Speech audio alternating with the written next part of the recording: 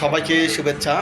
আজ 28 এপ্রিল 2024 খ্রিস্টাব্দ, রবিবার। এই মুহূর্তে সময় রাত্রি 10টা বেজে 31 মিনিট সময়।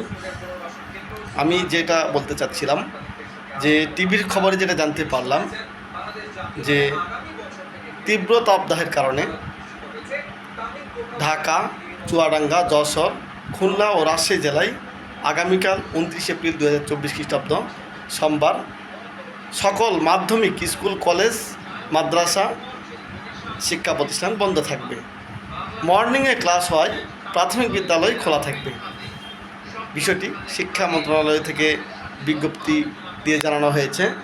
আর আজকের এই মুহূর্তে 71 টিভির টেলিভিশনে লেখাতে জানানো হচ্ছে সেই বিষয়টি। সেইখানে নিয়ে যাব, দেখবেন সব ক্লাস সকালে হয়, প্রাথমিক বিদ্যালয় খোলা থাকছে, জানিয়েছেন সচিব, প্রাথমিক ও গণশিক্ষা মন্ত্রণালয়। Breaking news. দেখুন, তীব্র তাপদাহে ঢাকা, রাজশাহী, চুয়াডাঙ্গা, যশোর,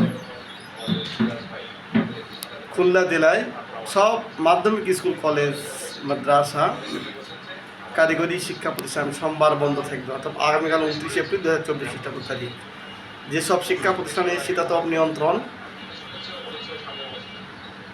ব্যবস্থা আছে, কর্তৃপক্ষ চাইলে খোলা রাখতে পারবে। বিষয়টি 71 টেলিভিশনে ব্রেকিং নিউজে দেখানো হচ্ছে। সোমবার পরবর্তী সিদ্ধান্ত জানানো হবে।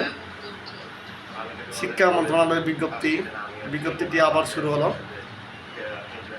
ব্রেকিং নিউজ, সব ক্লাস সকালে হয়, প্রাথমিক বিদ্যালয় খোলাই থাকবে।